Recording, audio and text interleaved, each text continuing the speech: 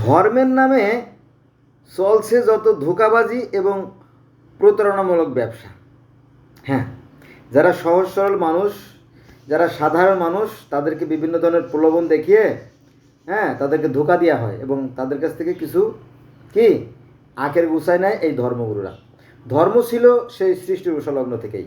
হ্যাঁ, এটাই সত্য। কারণ আমরা মুসলমানরা যে ফেরাউনকে আমরা গালি দেই কাফের বলে, বা সে সৃষ্টিকর্তায় মানত না বা নিজেকে ঈশ্বর দাবি করত, এগুলো সম্পূর্ণ মিথ্যা কথা। হ্যাঁ, কারণ ফিরাউনরা যে মসজিদে নামাজ পড়তো, যে মসজিদে তারা প্রার্থনা করতো, তাকে বলা হতো জিগরাত। জিগরাত। এরপরে বর্তমান যে লেবানন, ফিলিস্তিন, সিরিয়া, জর্দান, মিশর, এই সমস্ত অঞ্চলে যে সমস্ত ভাষাভাষী লোকেরা ছিল, আজ থেকে বহু বছর আগে, মনে করেন 6, 7, 8, 10, 12, 14 বছর আগে, তারাও কিন্তু সৃষ্টিকর্তাকে বিশ্বাস করত এবং তারা সেই সৃষ্টিকর্তার আরাধনা করত। সেই জায়গাটার নাম হচ্ছে সালেমের পাহাড়। একটা পাহাড় ছিল, মানে পৃথিবীর সর্বোচ্চ পাহাড় হিসেবে ধরা হয়। পৃথিবীর সর্ব উঁচু পাহাড় এই জেরুজালেমের পাহাড়। আর মনে করা হতো যে প্রথম মানব যিনি আদম, তাকে সৃষ্টি করে তাকে এই পাহাড়ের উপরে নামায় দেওয়া হয়েছিল। সেটা হচ্ছে এই সালেমের পাহাড়। তো এই যে এখানে যে জেবুসাইট গোত্র, অর্থাৎ এই সালেমের পূজা যারা করতো তাকে বলা হতো জেবুসাইট। পরবর্তীকালে আবার এই জেবুসাইটটা বিলুপ্ত হয়ে যায়। তারপরে আবার হয় কেনানাইট। কেনানাইট মানে কি? কেনান রাষ্ট্রের কেনানাইট ধর্ম। আপনারা জানেন যে পবিত্র কোরআন শরীফে সূরা ইউসুফ নামে একটা সূরা আছে, এবং ইউসুফ জুলেখার কাহিনী তো তাই না, আমরা সবাই জানি সেই প্রেম কাহিনী। যাও, পরে অবশ্য বিয়ে হয়। তো সেই ইউসুফ জুলেখার যে বাবা, ইউসুফ নবীর যে বাবা ইয়াকুব নবী, তার জন্মস্থান ছিল এই কেনানে, আর তার ধর্ম ছিল কেনানাইট। আর তার ছেলের ধর্ম ছিল কি?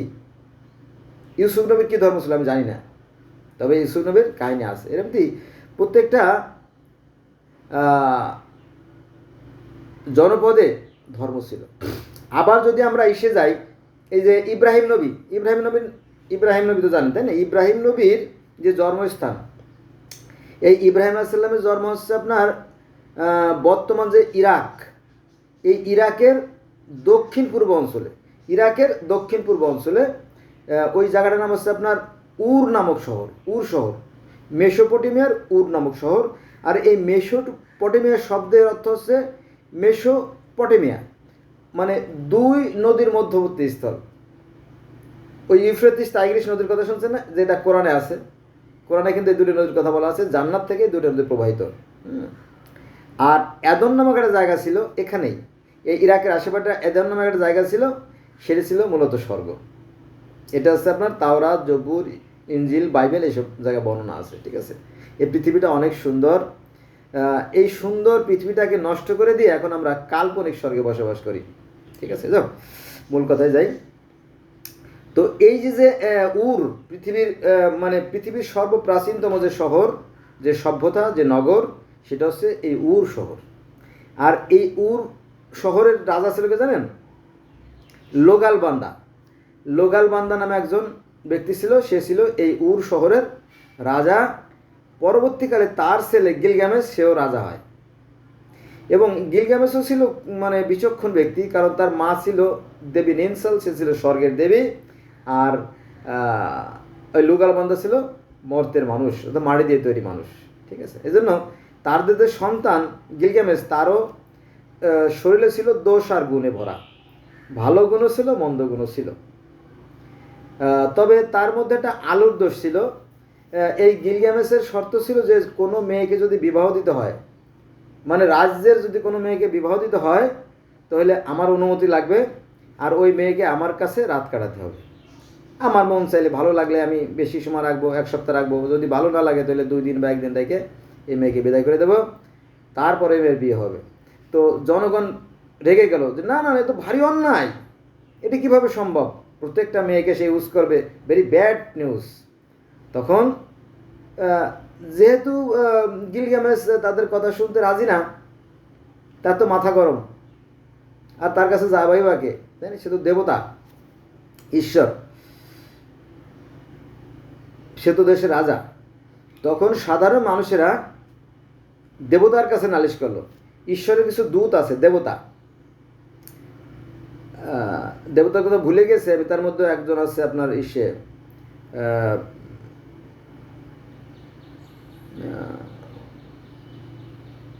যাক, দেবতার কথা মনে নেই আমার, যাক। তো দেবতার কাছে নালিশ করলো, এবং একটা মন্দির আছে, তখন তো বনে জঙ্গলে ঘেরা ছিল পৃথিবীতে, মানুষের সংখ্যা ছিল কম, পশু পাখি জীব জন্তু কীট পতঙ্গ ভরা। তো শামহাট মন্দির, আমরা যেমন মসজিদে গিয়ে সিন্নি দেই, আল্লাহর কাছে দোয়া করি, বদদোয়া করি, তাই না? বিচারের সময় বদদোয়া করি। তো বিচারে যদি কেউ গালাগালি করে, কেউ কাউকে গালাগালি করলো, যিনি গালাগালি করলো না, তারও কিন্তু একটা অপশন আছে। সে কি করবে? সে হাত তুলে 4 বার বদদোয়া করবে, হে আল্লাহ, হে আল্লাহ তুমি তার বিচার করো, হে আল্লাহ তুমি তার বিচার করো, হে আল্লাহ তুমি তার বিচার করো, হে আল্লাহ তার বিচার করো। একটা আছে, মানে আপনার শরীয়তের বিধান আছে। যাক, তো যারা ভালো মানুষ তারা তো আর গালাগালি করবে না, যে বাজে কথা।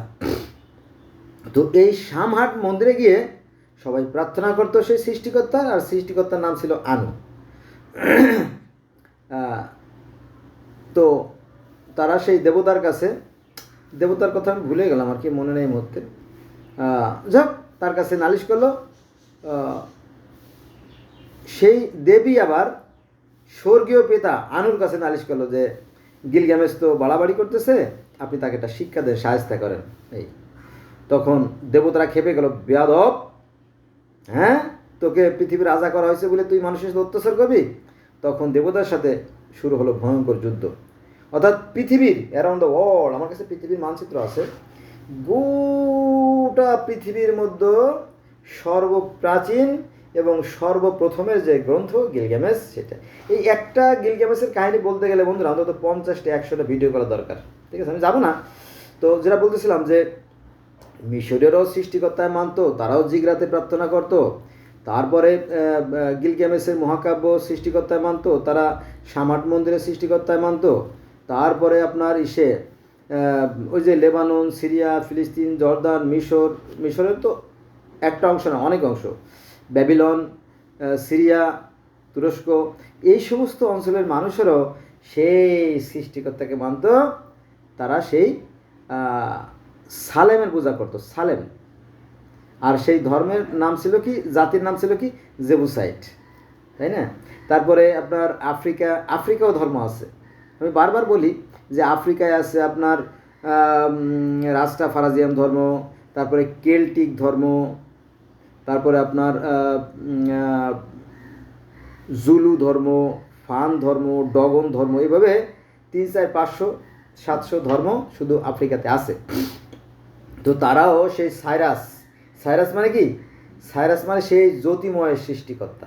যেমন কোরআন শরীফের সূরা নূরের 25 নম্বর আয়াতে আছে যে আল্লাহ হচ্ছে আকাশ ও পৃথিবীর জ্যোতি, আল্লাহ আকাশ ও পৃথিবীর জ্যোতি, এটা কোরআনে আছে। এবং আল্লাহর রূপ কেমন সেটার বর্ণনা সূরা নূরের 25 নম্বর আয়াতে আছে, আপনি দেখে নিন। তো ওই একই বিষয়, তারাও সেই জ্যোতিময় সৃষ্টিকর্তাকে, অর্থাৎ সেই সাইরাসকে, সাইরাস দ্য গ্রেটের নাম শুনছেন না? ইতিহাস বিখ্যাত রাজা সাইরাস দ্য গ্রেটের সময় এই যে আপনার পারস্য, তারপরে গ্রিক, রোমান, যে সমস্ত জাতি, এরা কিন্তু গোটা পৃথিবীতে একসময় বিশাল প্রভাব বিস্তার করতো। যেমন বর্তমানে আমেরিকা, চীন, রাশিয়া যেমন প্রভাব বিস্তার করতেছে না, তো এরকম সাইরাস দ্য গ্রেটের নাম ইতিহাসে বিখ্যাত হয়ে আছে, ঠিক আছে? তো এই সাইরাস মানে সেই জ্যোতিময়। তো সেই আফ্রিকার যারা ডগন, ফান, জুলু, এই সমস্ত ধর্মের যারা অনুসারী যারা, তারা মনে করতো এই যে সাইরাস তারা, অর্থাৎ সন্ধ্যার পরে যে বড় তারাটা জলজল করে জ্বলে, এখান থেকে আমাদের পূর্বপুরুষেরা পৃথিবীতে এসেছিল এবং তারাই মানুষ রচনা করে গেছে। তো মানে ধর্ম ছিল বহু আগে। মনে করেন যে ধারণা করা হয় যে পৃথিবীর বয়স 460 কোটি বছর। পৃথিবীর বয়স কত? 460 কোটি বছর। আর পৃথিবীতে জীবের আবির্ভাব 350 কোটি বছর, সুবহানাল্লাহ, তাই না? 350 কোটি বছর। আর মানুষের আবির্ভাব পরে ধাপে ধাপে ধাপে, ওই যে 6 দিনে যে সৃষ্টি না, এই 6 দিনের সৃষ্টিকর্তা বেদেও আছে, গ্রিক ধর্মে আছে, রোমান ধর্মে আছে, মিশরীয় ধর্মে আছে, তাওরাত, জবুর, ইনজিল, বাইবেল, কোরআন, বেদ সব জায়গায় এই 6 দিনের কথা বলা আছে। যদি আপনি দেখতেন, আমি কেন বললাম, আপনি কই পাইছেন? যেহেতু আমি জগতের বিভিন্ন ধরনের ছাত্র, আমার কাছে গ্রন্থগুলো আছে, আমি বহুত কষ্ট করে এগুলো তথ্য সংগ্রহ করছি। আর এই জন্য আপনাদেরকে আমি বলি যে please please let's go from today, we shall never call for the religion, because there is no difference between holy Veda and holy Quran and others holy books. Have you understand this? Let's go next part. So এই যে যে ধর্ম, এই ধর্ম সব যুগেই ছিল, সেই 80 লক্ষ বছর আগেও ছিল।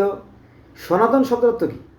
সনাতন ধর্ম তো চিরন্তন, সনাতন ধর্মের আদি, আসল, স্পেশাল, মোস্ট ওল্ড, মানে সর্বপ্রাচীন। ঠিক আছে, এই শব্দটা কীভাবে আসছে এটা বুঝতে হবে আগে। ঠিক আছে, তো আগেকার দিনে মানুষেরা সৃষ্টিকর্তার সম্বন্ধে চিন্তা করতো যে নিঃসন্দেহে একজন সৃষ্টিকর্তা আছে, সে ব্যাপারে কোনো সন্দেহ নাই। তবে তাকে কীভাবে পূজা করা যায়, তাই না? কখনো বাতাসকে, কখনো সূর্যকে, কখনো পাথরকে, কখনো গাছকে, কখনো অতিকায় কোনো শক্তিকে তারা কী করতো? প্রার্থনা করতো। এই যা পরবর্তীতে এটার চেঞ্জ হয়ে গেছে। যেমন মুসলমানদের মধ্যে কেউ আছে মাজার পূজা করে, কেউ আছে কবর পূজা করে, কেউ আছে আবার মসজিদে যায়, এই আর কি, আর কিছু না।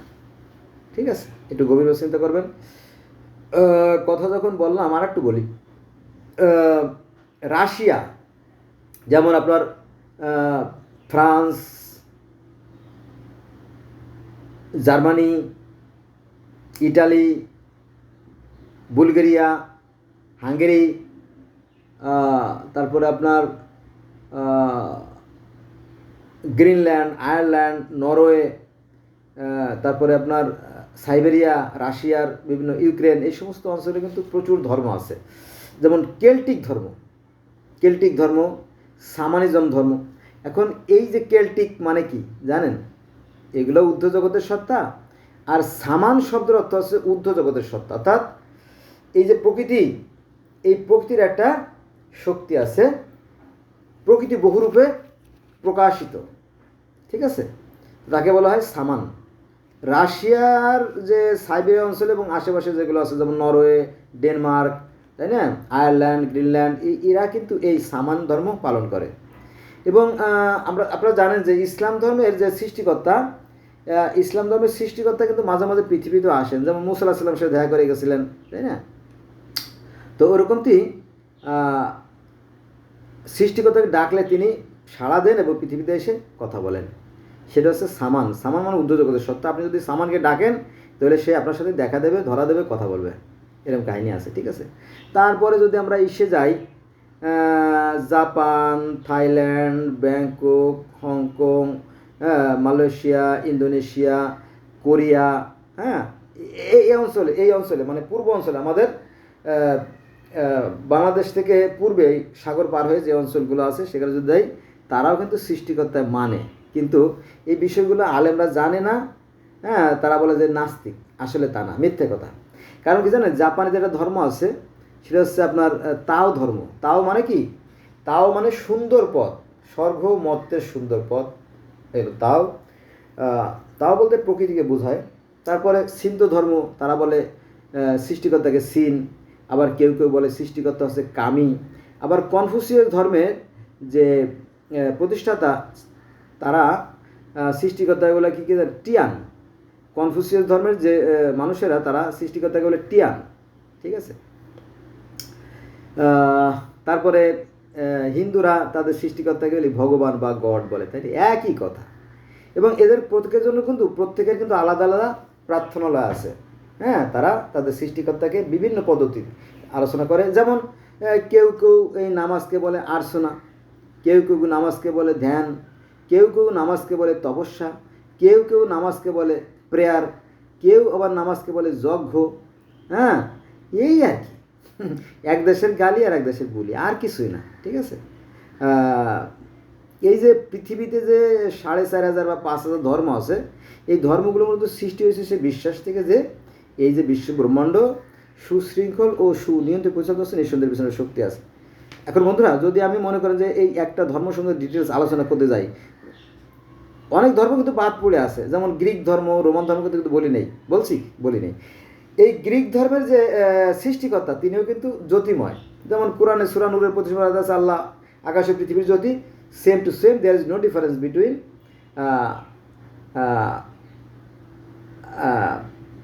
Greek and Roman religion. সেই গ্রিক ধর্ম কাওয়াস, তিনি হচ্ছে এই স্বর্গমত্ত পৃথিবীর রচয়িতা। আর এই তার যে সন্তানেরা, অর্থাৎ প্রথম মানব মানবী যারা, তারা হচ্ছে এই যে হেরা হচ্ছে আপনার জিউসের স্ত্রী, হেরা হচ্ছে জিউসের স্ত্রী। আর এথেনা হচ্ছে জ্ঞানের দেবী, আফ্রিদিতে হচ্ছে আবার সেই জিউসের বোন, অর্থাৎ কাওয়াসের কন্যা। এই আফ্রিদিতে শব্দের অর্থ কি জানেন? সমুদ্রের ফেনা। ওই যে স্বর্গের দেবতা ক্রোনাস তো স্বর্গের দেবতা না, ক্রোনাস হচ্ছে ভাই, জিউসের ভাই। তো এই জিউসের ভাই ক্রোনাস আর জিউস মিলে এর বাপের সাথে বিদ্রোহ করলো এবং যুদ্ধ হলো এবং পিতার অন্ডকোষ কেটে সাগরে ফেলাই দিল। তো সেই সাগরে ফেলাই দেওয়ার পরে ফেনা তৈরি হলো, আর সেই ফেনা থেকে জন্ম হলো আফ্রিদিতে শব্দ তো সমুদ্রের ফেনা। ঠিক আছে, বিশাল কাহিনী, গ্রিক কাহিনী, বিশাল কাহিনী। এই গ্রিক ধর্মে যা আছে, পার্সি ধর্মেও তাই আছে, ইসলাম ধর্মেও তাই আছে। কিন্তু এই বললাম না যে সাধারণ যারা বোকা, তারা মনে করে যে পাইছি রে পাইছি, হ্যাঁ, এইটা মনে করে। কারণ তারা তো খুব সহজে জান্নাতে দিতে চায়, সারা জীবন আকাম করবে, কুকাম করবে, পাপ করবে, আর তওবা করে জান্নাত চলে যাবে। এগুলো ধোঁকাবাজি। ঠিক আছে, অতএব আপনি ভালো কাজ করুন। জান্নাতে যাওয়ার একটা মাত্র পথ, সেটা হচ্ছে ভালো কাজ করলে দেখবেন আপনি সাথে সাথে পৃথিবীতে আপনার এই জান্নাতের সুঘ্রাণ পাওয়া শুরু করবেন। ভালো কাজ করে দেখেন, আপনার ভিতরে একটা আত্মতৃপ্তি, একটা স্যাটিসফ্যাকশন, একটা ভালো কিছু কাজ করবে। আর যদি আপনি অন্যায় কাজ করেন, আপনার ভিতরে একটা হীনমন্যতা, ভীরুতা, কাপুরুষতা, দুর্বলতা, জড়তা, সংকোচ, ভয়, নানান দিক থেকে আপনি ঘিরে ধরবে। ঠিক আছে, এইটাই বিষয়। আর মৃত্যু বলে তো কিছু নাই, জানেন, আজ পরিবর্তন, এরপরে তো সাজা রয়ে গেছে। আমরা তখন হয়তো আত্মার জগতে থাকবো, অথবা শারীরিক জগতে, যেখানেই থাকি না কেন, কর্মফল সুনিশ্চিত, এর জন্য কর্ম করতে হবে। এবং কোরআন তাই বলে, ভালো কর্ম না করলে ওই নামাজ, রোজা, হজ, জাকাত করে কোনো লাভ নাই। হ্যাঁ, তবে নামাজ পড়া দরকার। নামাজ মানে কি? স্মরণ। নামাজ শব্দ তো স্মরণ, সংযোগ বা যোগাযোগ। এই সৃষ্টিকর্তাকে আপনার 24 ঘন্টা স্মরণ রাখতে হবে, এটি হচ্ছে প্রকৃত নামাজ। হ্যাঁ, আর আপনি ওই যে ডায়াবেটিক্স কমানোর জন্য ব্যায়াম করতে গেলেন, কপালে দাগ বানালেন, এগুলো ধোঁকাবাজি, এগুলো কাজ হবে না।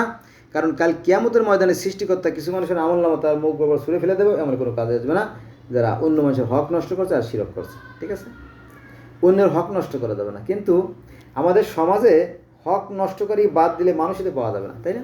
এই বিষয়গুলো গভীরে নীরবে নিবৃত্তে চিন্তা করবেন। কি বললো লোকটা। ধন্যবাদ সবাইকে।